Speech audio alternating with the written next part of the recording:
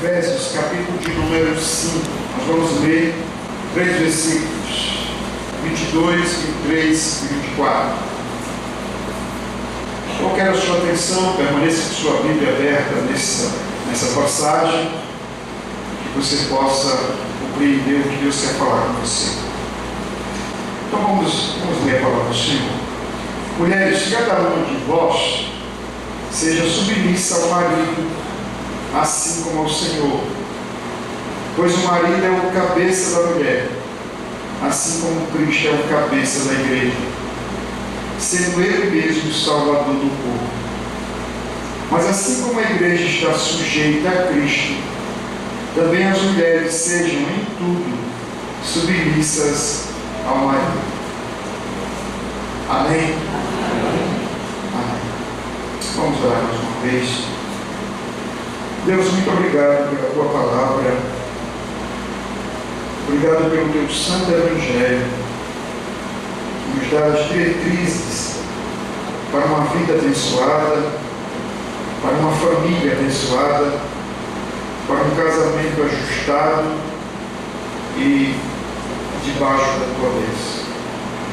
Nós queremos nessa noite que a Tua igreja seja instruída, e essa é a nossa petição. Que o Senhor abençoe, sobretudo, os homens e as mulheres aqui presentes. Que as famílias do Senhor nessa igreja sejam famílias santas, ajustadas e abençoadas. Que o Senhor me ajude a pregar a Tua palavra com total fidelidade. Em nome de Jesus. Amém. Meus irmãos, há 5 metáforas que são usadas em Efésios, nessa carta que estamos estudando, para falar de igreja. No final do capítulo 1 de Efésios, Paulo diz que a igreja é o corpo e Cristo é o cabeça. No finalzinho do capítulo 2, aí ele traz mais 3 metáforas. Uma é que a igreja é uma nova nação, uma nova sociedade, um novo reino, e que Cristo é o seu rei. A terceira metáfora é que a igreja é um edifício espiritual e Cristo é o seu fundamento. E a quarta metáfora é que a igreja é uma família e Cristo é membro dessa família, do qual Deus é o seu Pai. E a quinta metáfora é que a igreja é a noiva de Cristo e que Cristo é o seu noivo. Olha que coisas maravilhosas: corpo, nação, edifício espiritual, família, noiva. E Paulo vai dizer que isso é possível por algumas razões nessa carta. Primeiro, porque Deus nos predestinou antes da fundação do mundo. Fomos eleitos para esse fim. Segundo, porque Jesus veio e morreu uma morte de cruz para nos comprar, para nos redimir para si mesmo. Terceiro, porque o Espírito Santo da promessa se tornou para nós o nosso regenerador, o selo e o penhor da nossa salvação. Depois Paulo vai dizer no capítulo 2 que isso só é possível porque nós que outrora estávamos mortos nos nossos delitos e pecados, fomos vivificados, o Senhor nos ressuscitou e nos fez assentar nos lugares celestiais com Cristo. Diz também que outrora nós estávamos fora das promessas de Israel, éramos separados do Israel de Deus, estávamos sem Deus no mundo, éramos estrangeiros, mas Ele quebrou o aparelho da separação, nos evangelizou, pregou a paz e fez de judeus e gentios um só povo, e esse povo é a sua igreja. Então Ele nos chamou, para quê? Para que a gente viva em unidade, um só Deus, um só batismo, uma só fé, um só Cristo, um só Espírito. Nos deu dons para que nós possamos servir a Ele. E aí Ele nos convida a partir daí para que a gente viva um estilo de vida que seja compatível com essa nova sociedade, com essa noiva, com essa nação, com esse edifício, com esse corpo. E o que é que ele quer? Que a gente se despoje do velho homem e se revista do novo. Então, se despojar do velho homem é deixar as coisas de Adão, se revestir do novo é se revestir das coisas de Cristo, é praticar as virtudes de Cristo. E aí ele começa a colocar uma série de questões que faz parte dessa ética cristã. Aquele que roubava, não roube mais, agora trabalhe. Aquele que mentia, fala a verdade uns com os outros. Olha, se você dizia palavrão, pare de dizer palavrão. Se você compartilhava das obras das trevas, reprove-as. A gente pregou isso aqui na nossa última mensagem.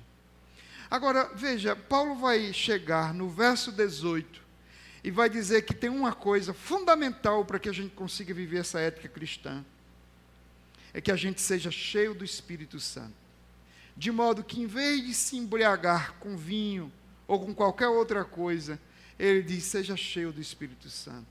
Porque se o vinho provoca dissolução, o Espírito Santo produz vida, produz santidade, produz despertamento, produz uma vida compatível com a vida cristã.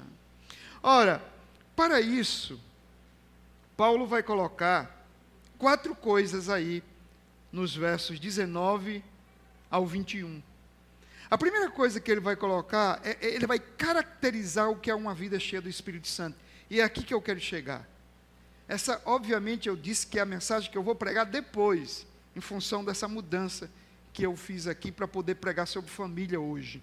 Mas, ouçam isso.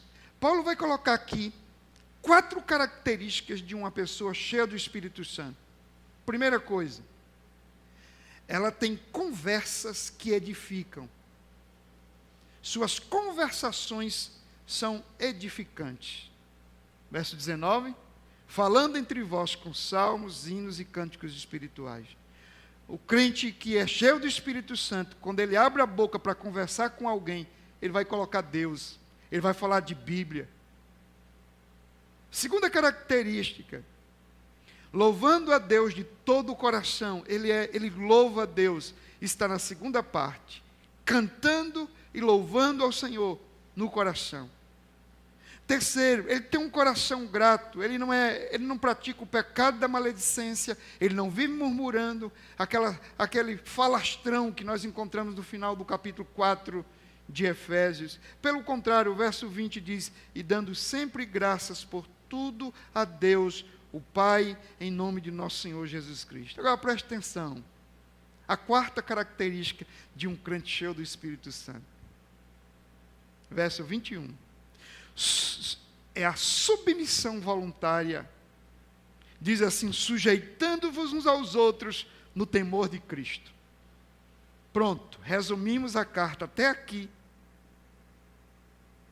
E, portanto, aqui Paulo chega e diz que a característica de um crente cheio do Espírito Santo, a quarta delas, conforme dissemos, é que ele tem a capacidade para se submeter.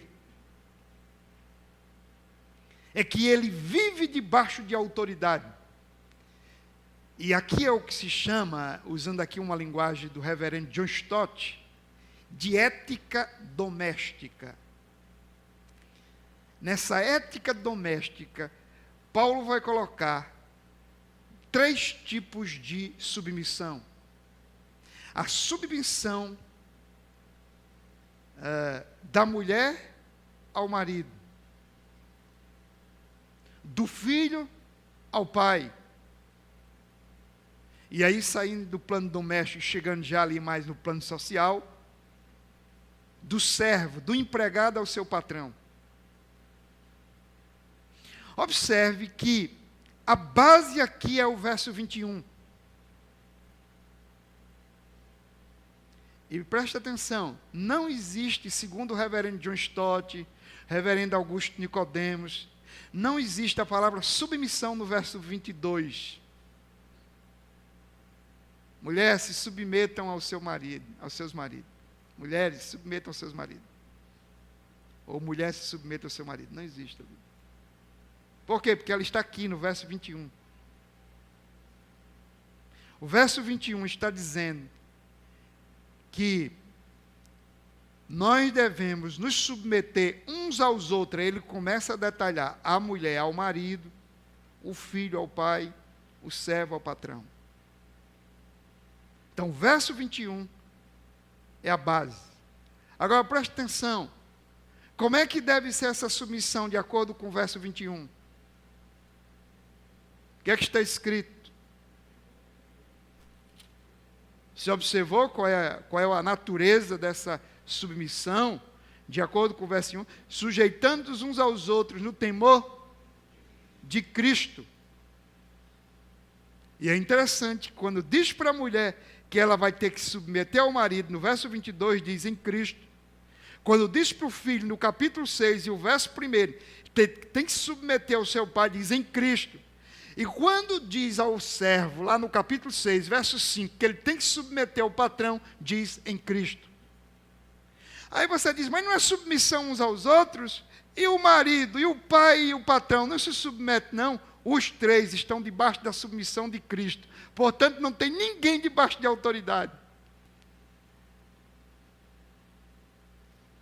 Compreendendo isso, acaba aquele negócio que parece que a gente está querendo colocar o pastor, que é um pregador, é macho, é homem, está querendo colocar um fardo sobre as mulheres.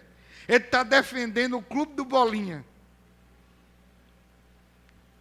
Não se trata disso. Observe que submissão é um princípio que faz parte da governança. Deus criou a sociedade e Ele criou uma sociedade hierárquica. E o conceito de autoridade e submissão está presente nessa sociedade. Isso é um princípio que precede a queda, está lá na criação. Desde sempre, Deus ordenou que a sociedade fosse estabelecida assim, com gente exercendo liderança, autoridade, e gente se colocando debaixo dessa autoridade. Dito isso, vamos aos fatos, colocando aqui, em primeiro lugar, o seguinte: como é que a gente vai definir, como é que a gente vai compreender essa submissão da mulher ao seu marido? Primeiro, a mulher deve submeter-se ao marido como ao Senhor. Verso 22, mulheres, cada uma de vós seja submissa ao marido, assim como ao Senhor. Amém. Quantas mulheres crentes nós temos aqui hoje na noite? Muitas. Tem uma, né? Uma disse ali, amém. Quantas mulheres crentes a gente tem aqui hoje à noite? Amém. Pois bem, aumentou, graças a Deus. Faz parte da religião da mulher, colocando aqui particularmente a mulher, submeter-se a Cristo. Imagina uma mulher crente que não se submete a Cristo. O texto está dizendo, mulher, você não é crente? Ah, a mulher diz, sou. Aí Paulo está dizendo, e como mulher crente, o que é que se espera de você? Não é que você se submeta a Cristo, esteja debaixo do senhorio dele? Você vai dizer sim. Então ele diz, olha, visto que você é crente e se submete a Cristo, como mulher crente, se submeta ao seu marido. Simples assim. Logo você percebe que não dá para se pensar numa mulher que é crente e não se submete ao marido. Porque ela está contrariando o princípio básico. Ela deve se submeter ao seu marido como ela se submete a Cristo. Ou seja, assim como é parte da sua religião se submeter a Cristo, é parte da sua religião se submeter ao seu marido. Não dá para separar essas duas coisas. Está claro isso aí? Então, qual é a base dessa submissão? É Cristo, porque como dissemos no verso 21, sujeitando-os uns aos outros no temor de Cristo, ou seja, porque você teme a Cristo, mulher, você vai submeter ao seu marido.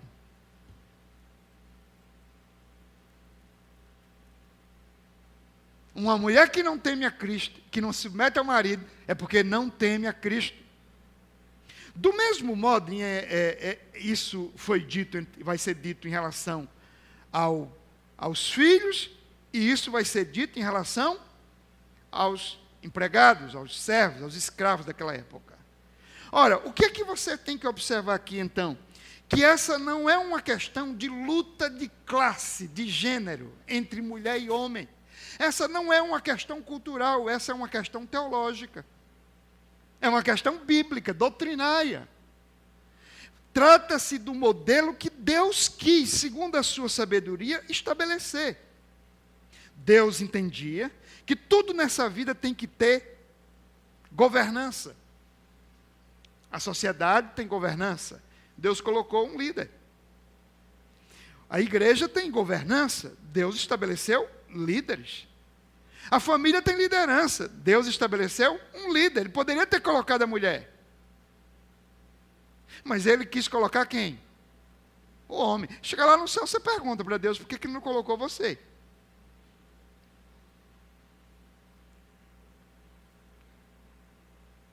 Paulo até vai dizer por que ele não colocou você. Porque primeiro ele criou Adão. Depois que ele criou Adão, mulher, aí ele decidiu criar a mulher para quê? Para tomar a missão que ele tinha dado a Adão? Não, para ajudar Adão. Então, qual é o papel glorioso da mulher? É participar do governo que Deus deu ao seu marido. Isso é pouco, é? Isso não é pouca coisa, não, gente. Isso é bênção. Então, é um erro pensar que submissão como escravidão é conotação de inferioridade. Às vezes a gente pensa na palavra submissão, trazendo a ideia de inferioridade. Não é. Também é um erro pensar em submissão como um conflito ideológico entre homem e mulher. Esse conflito ideológico está no machismo de um lado e no feminismo de outro. Mas não é isso que nós encontramos na Bíblia. Assim também é um erro pensar em submissão à luz dos abusos históricos cometidos contra a mulher, contra as crianças, contra os escravos. Gente, quando você lê sobre a sociedade judaica, a sociedade grega e a sociedade romana, mulher, ela sabe o quê? Mais ou menos um zero à esquerda. Por exemplo, judeu amanhecia o dia fazendo a seguinte oração: Senhor, muito obrigado por eu não ter nascido mulher. Essa era a oração básica do judeu. Eles não tinham a mulher na conta de alguém merecedora de respeito. E as crianças? Crianças eram vendidas como eram abandonadas assim a grané. E as pessoas pegavam as crianças abandonadas e levavam para prostituição e para escravatura. E os escravos não tinham vez nem voz. Então, até hoje, muitos trabalhadores são oprimidos por um sistema que às vezes não remunera, não quer dar os direitos que ele merece. Faz parte dessa luta de uma sociedade caída. Isso não é ideologia, isso é o fruto do pecado sobre a raça humana. Pois bem, você tem que entender que o Senhor Jesus, que veio construir uma nova sociedade, Ele não está querendo reproduzir esse modelo. Nessa nova sociedade, é claro que a ideia de submissão tem uma outra conotação, e é isso que a gente precisa aprender aqui. E aí, presta atenção. Embora haja igualdade de valor entre marido e esposa, igualdade de valor, um não é menos importante do que o outro, existe uma diferença de papel. Embora marido e esposa sejam iguais como pessoas, Deus deu a eles papéis diferentes. De modo que Leon Morris diz o seguinte: a mulher tem um lugar que lhe é próprio, mas não é o lugar do homem. A mulher tem um lugar especial, mas esse lugar não é o do homem. Se ela quiser o lugar do homem, ela vai se rebaixar. porque ela vai deixar de ser aquilo que Deus determinou que ela fosse. Lutero, o nosso grande reformador, ressaltou: devemos fazer distinção entre duas coisas, ofício e pessoa. As pessoas são iguais, mulher e homem. Os ofícios são diferentes em importância e autoridade. Lá na sua empresa, o fato de você ter alguém que tem uma posição mais elevada do que a sua, torna você inferior a ela? Não. É uma diferença de ofício, não de valor. Agora, muita gente vai entender assim, mas é um equívoco. Stott diz o seguinte, John Stott: a masculinidade e a feminilidade humana representam uma distinção psicológica e fisiológica. Não dá para dizer que homens e mulheres são iguais em tudo. Há distinções entre um e outro, porque um é masculino, o outro é feminino. E essa distinção, ela não é apenas fisiológica, ela é psicológica. Ela tem um caráter físico e um caráter emocional. É só você olhar. Vai conviver com um homem, vai conviver com uma mulher, que você vai perceber. No caso, você que é homem, convive com você e convive com a mulher. Naturalmente, os sexos são iguais, diz John Stott, diante de Deus, mas isso não significa que sejam idênticos. São iguais diante de Deus, mas não significa que sejam idênticos. Fisiologicamente, quem é o homem aqui que tem ovário? Não tem.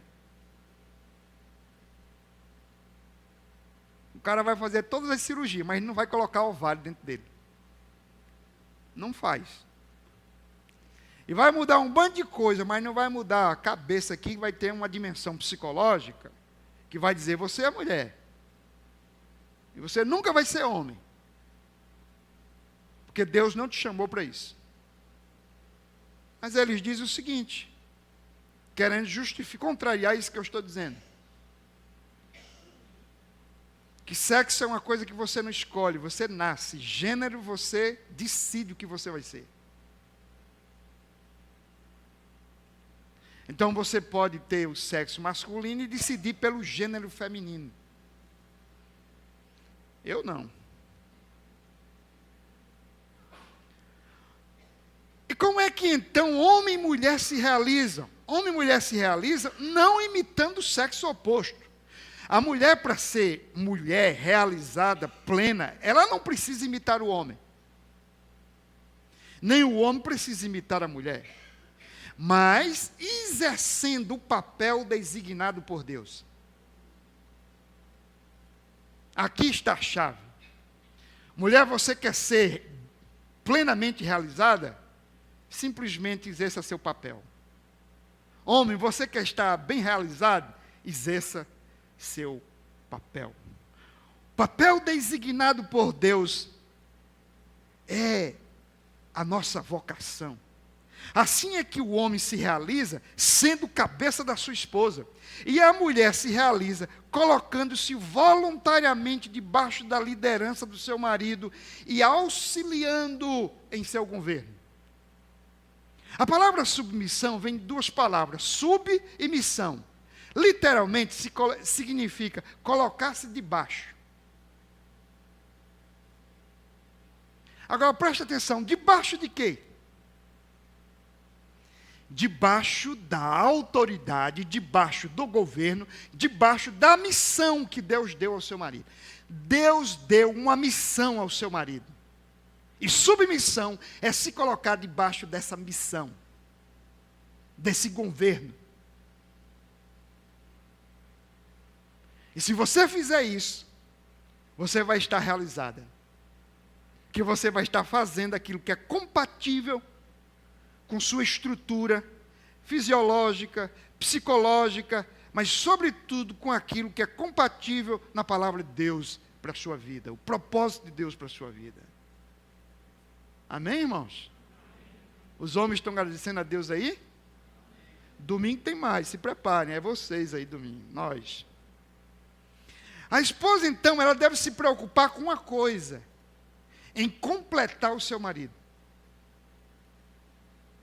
O homem espera encontrar na mulher a serenidade, a sensibilidade, a intuitividade, o tato e o afeto que não é próprio dele, mas que caracteriza a verdadeira feminilidade. Ou seja, sabe o que o homem quer encontrar numa mulher?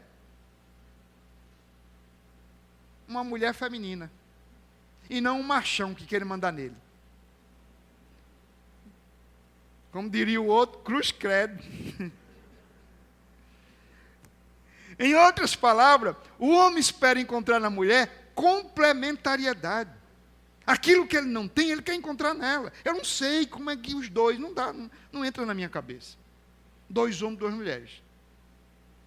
Ele espera encontrar nela aquilo que lhe falta. Se do contrário, a mulher se comporta como homem e age como outro homem, o resultado será competição, conflito, desentendimento e luta permanente. Sabe por quê? Porque todas as vezes que ele olhar, ele diz, poxa, tem outro macho aí na minha frente. E macho, meu amigo, quando vê outro batendo de frente, ele quer ir a farpa. A grande confusão nesse assunto decorre do erro, em que se confunde igualdade de pessoalidade e importância com diferença de papéis e autoridade. O fato do homem ter recebido de Deus uma função ou um papel diferente daquele dado à mulher, não faz do homem uma pessoa superior à mulher, nem faz da mulher uma pessoa inferior ao homem. Vamos pensar aqui num exemplo teológico, um argumento teológico, que é o da Trindade. E eu quero ler um texto para isso. 1 Coríntios 11, 3. Olha aqui um argumento bom, que é esse da Trindade. Paulo diz assim, quero, porém, que entendam que o cabeça de todo homem, quem é o cabeça do homem? É Cristo. E o cabeça da mulher é quem? É o homem. E o cabeça de Cristo é Deus. Vamos colocar isso aí pela ordem. Paulo não colocou. Qual é a ordem? O cabeça de Cristo é Deus. De outra forma, Deus é o cabeça de Cristo.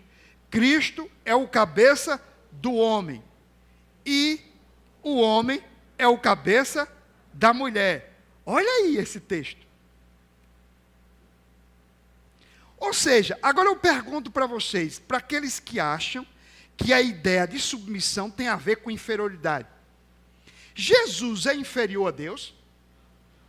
Há algum atributo em Deus que não repouse sobre Cristo? O que foi que Paulo disse? Deus fez habitar nele toda a plenitude da divindade. Aí Jesus diz assim, quem vê a mim, vê o Pai. Eu e o Pai, o Verbo se fez carne e vimos a sua glória. Glória como a do Pai.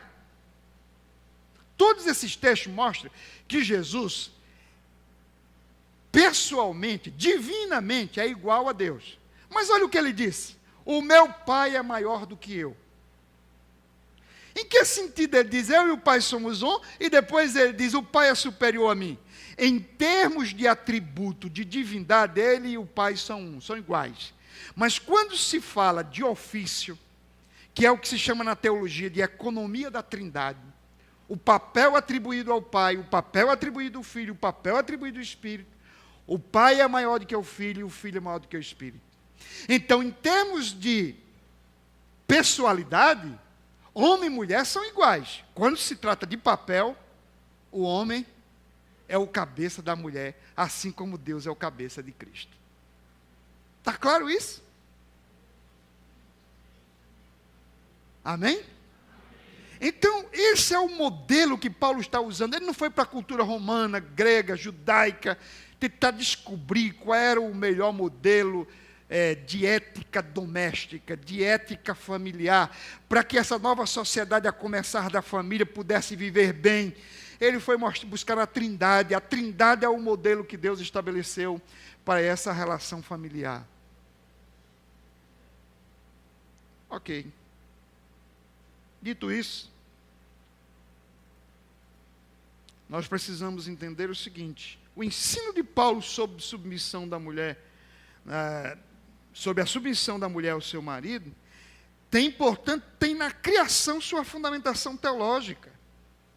Primeiro Deus criou Adão, depois criou Eva, deu a Adão a governança, colocou a Eva a capacidade para ela auxiliar e ajudar esse homem. Portanto, dito isso, não há lugar para essa luta, machismo e feminismo, a não ser dentro de um contexto caído como é a nossa sociedade, mas no contexto de uma nova sociedade, conforme Cristo está trazendo a existência aqui, nós temos que fugir desses padrões.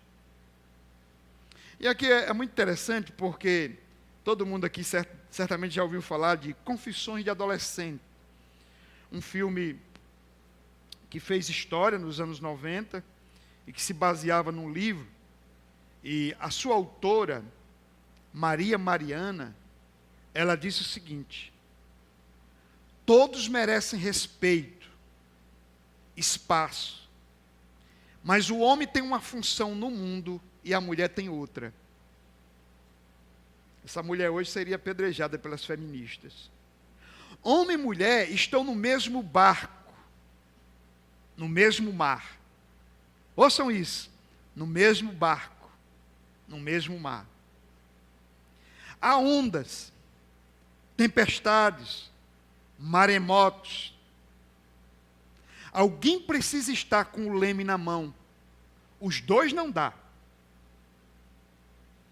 Tem que ser um. Deus preparou o homem para estar com o leme na mão, porque ele é mais forte, tem raciocínio mais frio. A mulher tem mais capacidade de olhar em volta, ver o todo e desenvolver a sensibilidade para aconselhar. A mulher pode dirigir tudo, mas o lugar dela não é com o leme.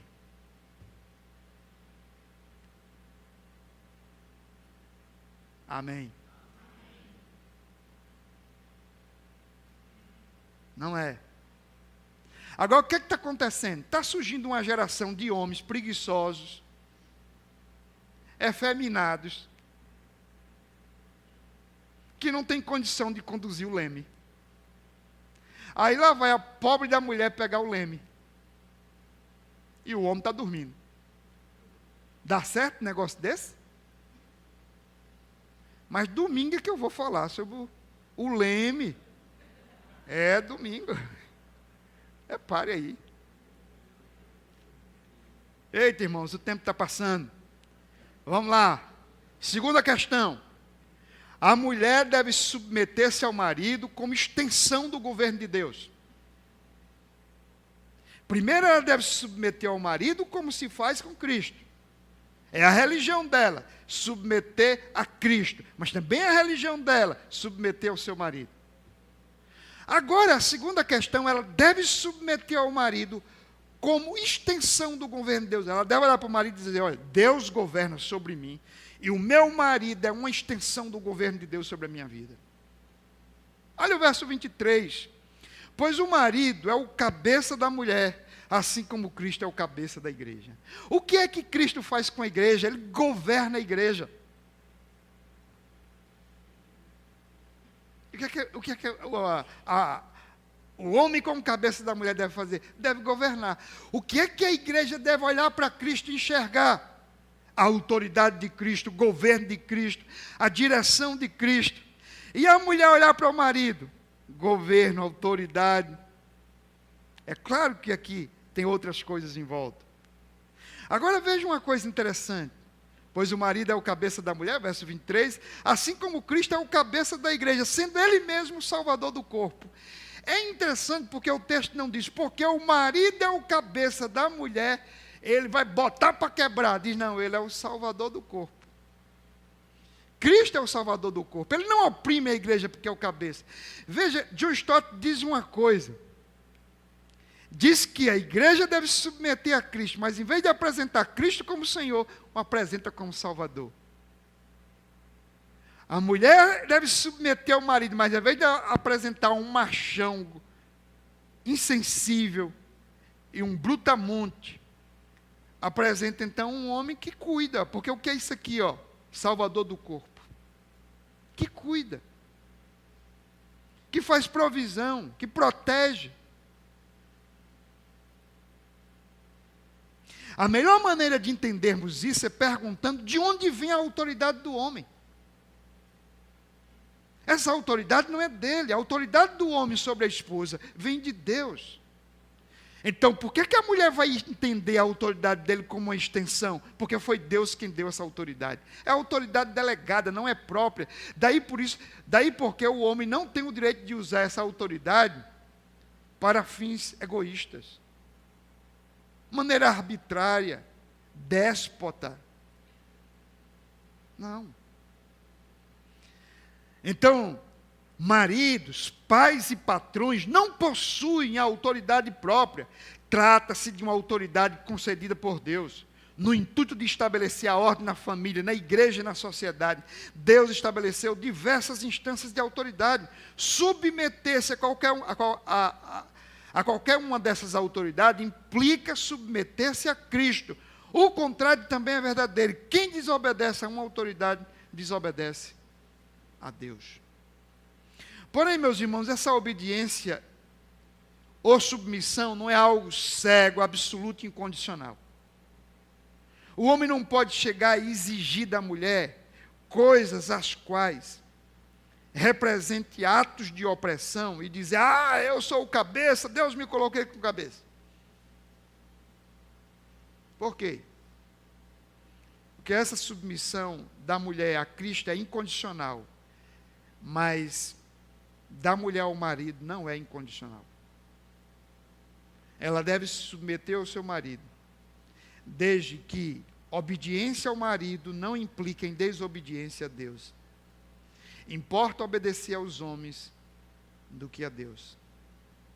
Então, às vezes, eu já me vi diante de alguns aconselhamentos, diante de algumas situações, que eu percebo que a mulher está envolta de uma submissão cega e alienante, e beira a escravatura. Não é isso que Deus quer. Devemos lembrar que maridos e esposas estão todos subordinados a Cristo como Senhor e cabeça. A mulher deve submeter-se ao seu marido, sabendo que este se encontra debaixo da autoridade de Cristo. Assim, o governo do marido sobre a sua esposa é uma extensão do governo de Cristo. Uma mulher cristã jamais deveria ter qualquer intenção de controlar o seu marido. Todo desejo egoísta de emancipar-se contradiz com o que está sendo ensinado nas Escrituras. Significa a mulher dizer, eu não aceito o governo de Deus. Uma mulher insubmissa é uma mulher escrava. Ao contrário do que dizem as feministas, uma mulher submissa é uma mulher livre. A igreja só pode ser vista como uma igreja abençoada, feliz e vitoriosa, na medida que ela se coloca debaixo do jugo de Cristo. Caso ela viva em rebelião contra o mandamento de Deus, ela será uma igreja fraca, escrava e oprimida. Da mesma forma, uma mulher que se submete ao marido é livre e abençoada, porque está se colocando debaixo da palavra de Deus, estará fazendo a sua vontade. O mandamento de Deus não produz escravidão. A verdade de Deus liberta. A vontade de Deus é boa, agradável e perfeita. Portanto, mulheres, submissão não é uma coisa ruim, é uma bênção de Deus. Eu podia pelo menos ouvir um amém de uma mulher. Terceiro e último, a mulher deve submeter-se ao marido como a igreja ao Senhor. Primeira coisa, a mulher deve se submeter ao marido como a Cristo. Segundo, deve se submeter ao marido como reconhecendo o governo de Deus na vida dele e sobre ela. E terceiro, ela deve se submeter ao marido seguindo o exemplo da igreja. O modelo espiritual de submissão para uma mulher é a igreja de Cristo. Esse pastor tem tanta igreja apóstata, é verdade. A gente está falando do remanescente fiel. Olha o verso 24. Mas assim como a igreja está sujeita a Cristo, também as mulheres sejam em tudo submissas ao marido. A mulher deve submeter-se, honrar, respeitar seu marido como a igreja deve fazer em relação a Cristo. O modelo de honra da esposa para com o marido é a igreja. No livro, Seu Casamento Pode Dar Certo. Viu, gente? Seu casamento pode dar certo. O autor Jorge Luiz Mantoan faz a seguinte advertência. Ele diz, abre aspas, quando uma mulher não se submete à autoridade do marido, ela leva a família à maldição, porque desempenha um modelo de rebeldia. Os filhos aprendem a se rebelar e todos começam a viver de forma independente. A mulher deve honrar a liderança do esposo e ensinar os filhos a fazerem o mesmo. Nunca desnudar as fraquezas do marido para os filhos. Eu estive pregando agora no aniversário de 80 anos da minha mãe. E eu preguei uma mensagem lá baseada em Provérbios 31. E eu ousei dizer uma coisa. Eu disse, eu não sei se eu olho para minha mãe nesse texto ou se eu olho para o texto nela.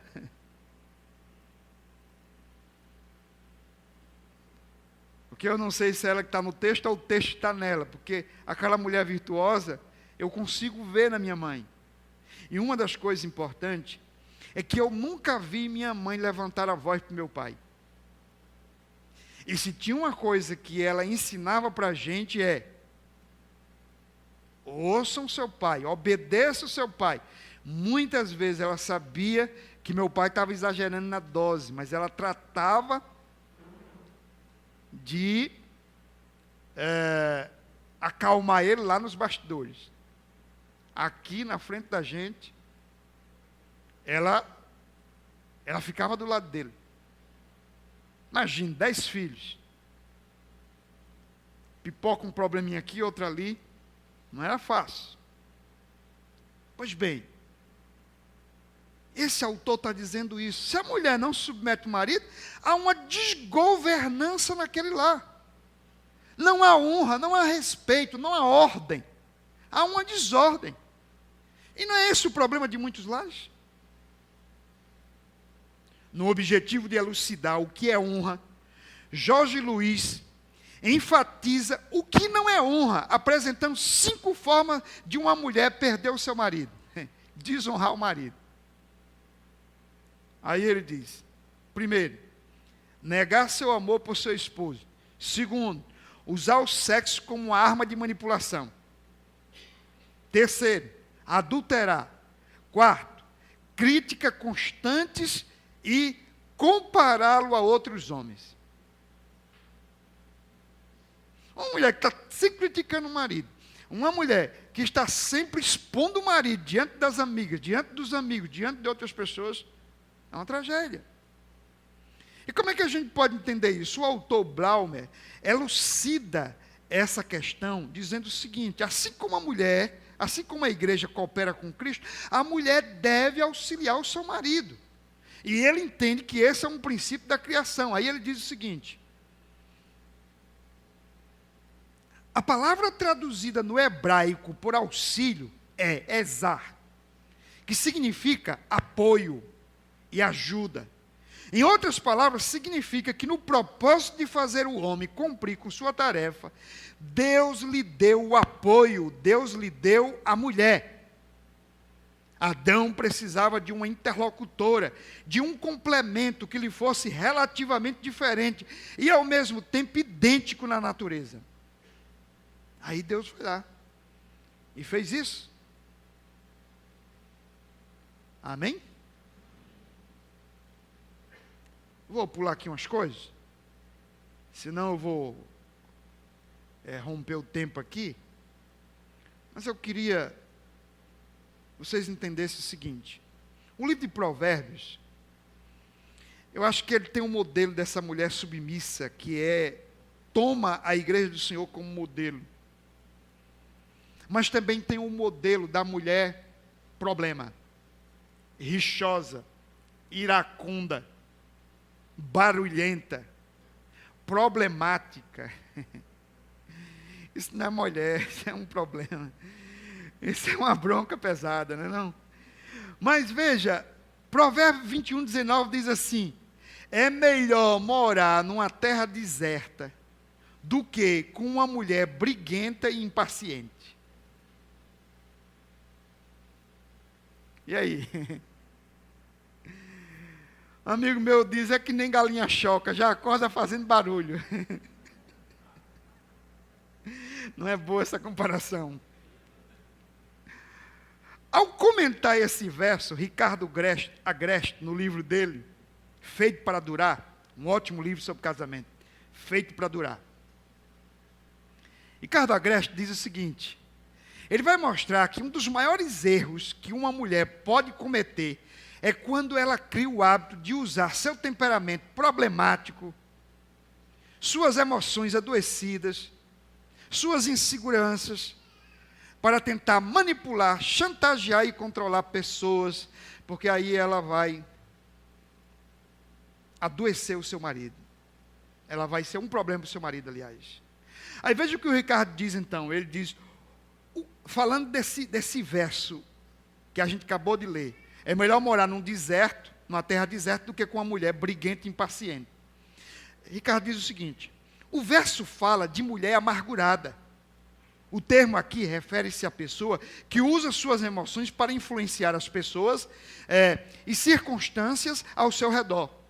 Algumas mulheres aprendem a manipular seu esposo e as pessoas com que vivem através do mau humor. O marido e os filhos passam a fazer tão somente o que ela deseja. Não porque ela seja amada, mas porque todos têm medo de seu mau humor. Inesperadamente, na frente de amigos e familiares, ela demonstra toda a sua amargura e passa a tirar para todos os lados.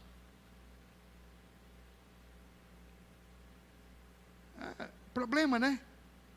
Ricardo Agreste descreve algumas atitudes que são bem próprias da mulher que deseja perder seu marido. Ele diz assim: mulheres, vocês querem começar a perder seus maridos? Ergam sua voz. Vocês querem acabar de perdê-lo? Façam isso na frente dos seus amigos. Vocês sabem por que homens não levantam a voz para outro homem? Porque eles sabem que quando fizerem, um deles vai ter que morrer.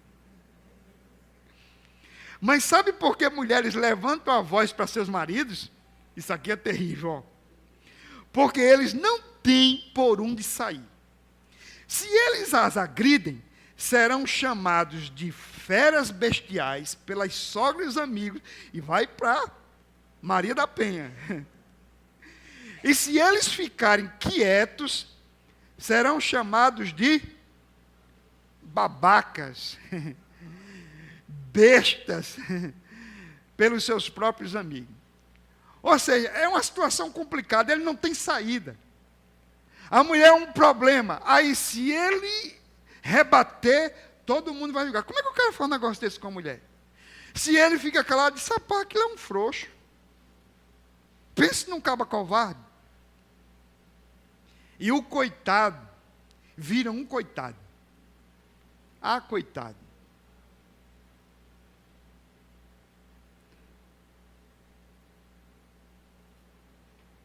Ele continua dizendo o seguinte: quando homens escutam mulheres falando como homens, de maneira racional, pragmática e agressiva, algo dentro deles sinaliza que eles se encontram diante de um concorrente e não de uma correspondente. A partir daí, a briga se intensifica.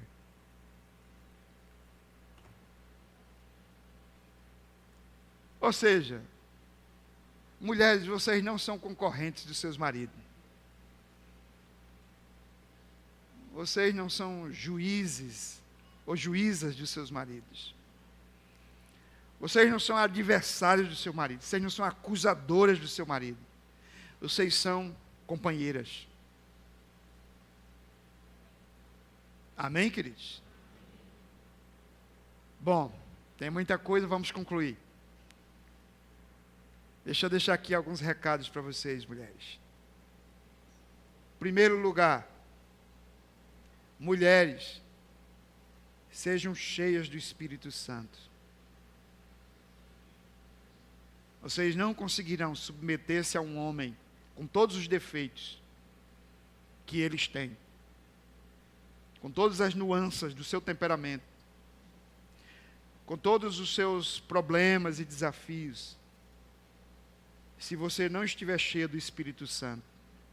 Por isso que Paulo, antes de dizer, mulheres, se submetam ao marido, ele diz, seja cheio do Espírito Santo. É o Espírito Santo que vai fazer você morrer para si. E vai ajudar você a se colocar debaixo desse governo de maneira alegre e de maneira satisfatória. Amém. Em segundo lugar, mulheres, aprendam a honrar a Cristo. Sabe por que muitas mulheres não honram o marido? Porque nunca aprenderam a honrar a Cristo. Não espere que uma mulher se submeta ao marido se ela não está debaixo da submissão de Cristo. Não espere que ela tenha zelo pelo marido se ela não zela por Cristo. Se ela é negligente em relação às coisas de Cristo, como ela poderá cuidar do seu esposo de maneira fiel? E aí, o que esperar de uma mulher que não conhece a Deus? Não há muito o que esperar.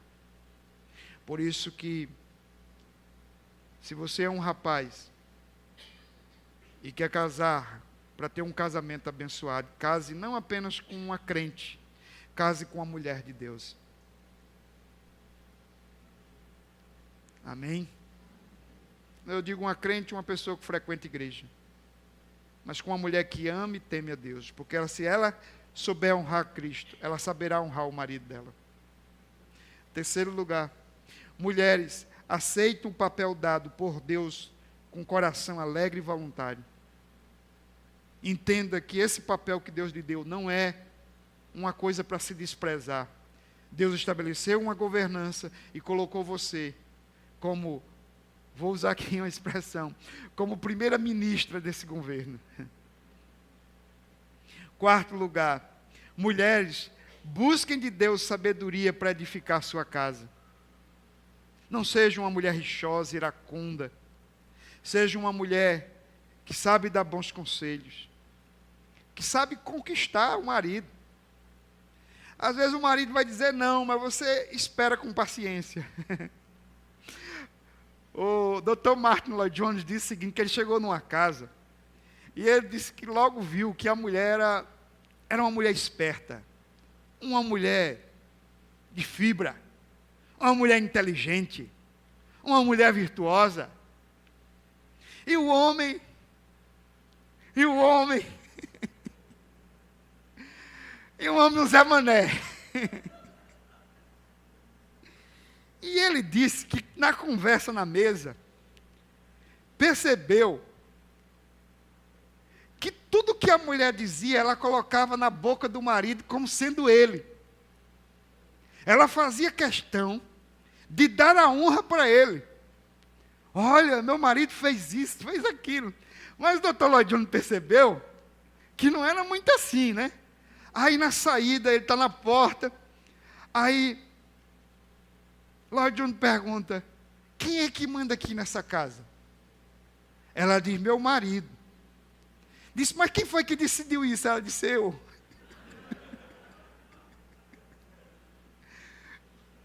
Ou seja, mesmo quando seu marido não governa, decida que é ele quem vai governar. Dê a honra a ele. Então isso é sabedoria. Porque aquela mulher que faz questão de dizer que ela que está no controle, que ela que faz, que ela que acontece, ela humilha o marido, ela expõe o marido, e ele vai se tornar cada vez pior. Quinto, mulheres, Ganhem seus maridos com oração e testemunho piedoso. Não é com grito. Não é querendo mostrar que você é que está no controle. Que você que sabe. Isso aqui vale para a mulher crente. E vale para a mulher não evangélica. Isso aqui Pedro coloca no capítulo 3 da sua carta. Ele diz: mulheres, ganhem o seu marido com silêncio, com joelhos.